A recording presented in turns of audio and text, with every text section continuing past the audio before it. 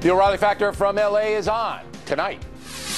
We're going to just let them be executing people, pouring gasoline. When they get somebody, a nun over there, and start pouring gasoline on her. Pressure building on the Obama administration to do something about the ISIS terror killers. Today, the president asked Congress to declare war. Kind of. We'll have a special report. He has no credibility left, and neither will NBC if they bring him back. This show doesn't deserve an even slightly restless host, and neither do you. Brian Williams out at NBC, Jon Stewart out at Comedy Central. We will advance both of these stories tonight. Marriage is between a man and a woman, and no group, be they gays, be they NAMBLA, they don't get to change the definition. Also ahead, Dr. Ben Carson reacts to the Southern Poverty Law Center, calling him an extremist. Caution, you are about to enter the no-spin zone from California. Factor begins right now.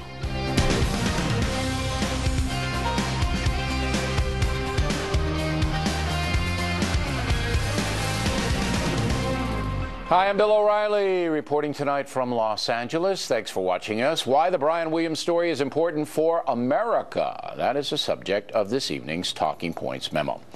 As educated viewers, you guys know that the Founding Fathers gave the press special privileges. They did that so reporters could keep an eye on powerful politicians and others who might cause harm to the folks. Founders were wise to do that, and I just wish the press was half as responsible as the men who forged the nation. A poll last year by Gallup says only 40% of Americans now trust the mass media. It's down from 54% in 2003. The reason many Americans hold the press in contempt is twofold. First, ideology. It's perfectly fine for commentators like me to give my opinion about events. That's what I'm paid to do. And the Factor's clearly an opinion program, just like the editorial page of a newspaper. But when hard news people deceive their viewers and readers to advance a political agenda, that's when the nation gets hurt. And to Brian Williams, the anchorman for the NBC Nightly News. Every day, about 9 million people watched him report the events of the day. Mr. Williams was successful, beating out ABC and CBS News. But now we know that Brian Williams exaggerated certain stories, and so NBC had to suspend him for 6 months. It wasn't just the Iraq helicopter deal. Mr. Williams apparently misreported other situations as well. For example, NBC News won a Peabody Award for its coverage of Hurricane Katrina in New Orleans. And Mr. Williams was a big part of that. Subsequently, he said he was attacked by gangs in the Ritz-Carlton Hotel. Talking Points was suspicious of the story, and so was the Washington Post. Yesterday, I talked with Post reporter Terrence McCoy, who has been investigating. I'm reflecting what the hotel manager said in her assessment of Brian Williams when she said that he misremembered that gangs were inside the hotel. How can you misremember that gang? You're a reporter, Mr. McCoy. I'm not trying to give you a hard time here. I appreciate you coming on. How can you misremember there are gangs in a hotel? You can't. It's impossible. If there are gangs, there are gangs. If there aren't, there aren't. And according to your article, the manager of the Ritz-Carlton Hotel clearly said there were no gangs in my hotel. Why did I get it wrong? Well, what happened with the hotel? Wait, Mr. McCoy, did the manager of the hotel tell you or not tell you that there were gangs in her hotel? No, the manager of the hotel said that there are no gangs in the hotel. Okay. And that's the same information we have. Brian Williams said he was rescued from gangs by a New Orleans police officer named Matthew Pincus, but he was not rescued from gangs. So combining that with the Iraq deal, Williams had to go. But NBC News has other problems as well. One of their foreign correspondents, Ayman Mohyeddin, said this about the American sniper Chris Kyle. Some of what people have described as his racist tendencies towards Iraqis and Muslims as he was going on some of these, killing sprees in Iraq on assignment. So I think there are issues. Wait, but it's killing sprees. When Chris Kyle was going on killing sprees?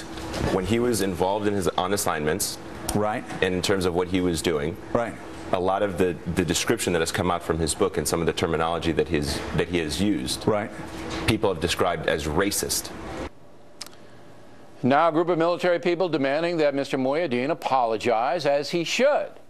He's a hard news reporter. It's simply absurd to say Mr. Kyle was on a killing spree and was racist while he was in the Iraq war theater. Look, every news organization makes mistakes, but those mistakes are eroding the confidence of Americans in the press. With few constraints on the net, it's extremely important that the national media stop the corruption and begin telling the truth without an agenda.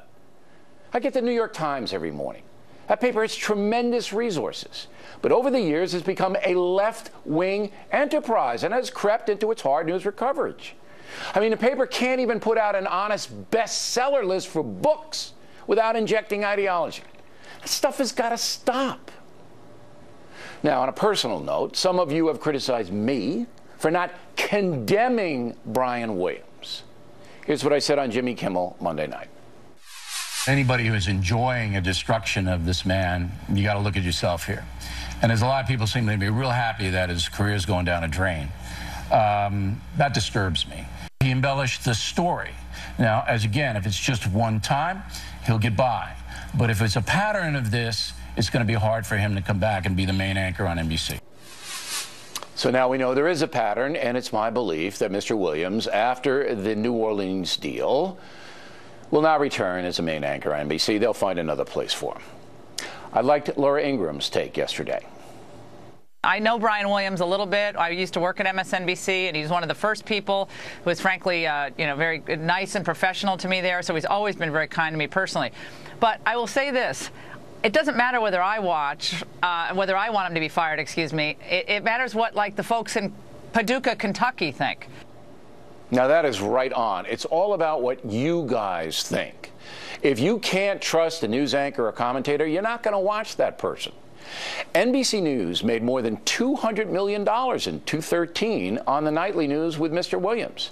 That was $30 million more than ABC, $50 million more than CBS. So obviously NBC didn't want Williams off the air. But they had to take him off, because if they didn't, it would insult you, the news viewer. Reporting comes with a big responsibility. Founding fathers made that point very clearly. They said to us, we'll give you freedom. We'll protect you from government intrusion. But in return, you, the press, must be honest. President John Adams got so fed up with the press, he tried to shut it down. But the balance of power stopped Mr. Adams from doing that.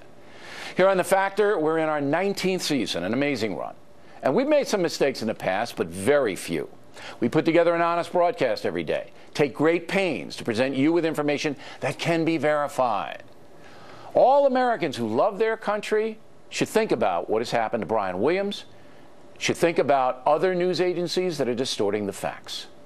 We should all open that proverbial network window and yell out, we're mad as hell, and we're not going to take it anymore. That's a memo. Next on the Rundown Reaction.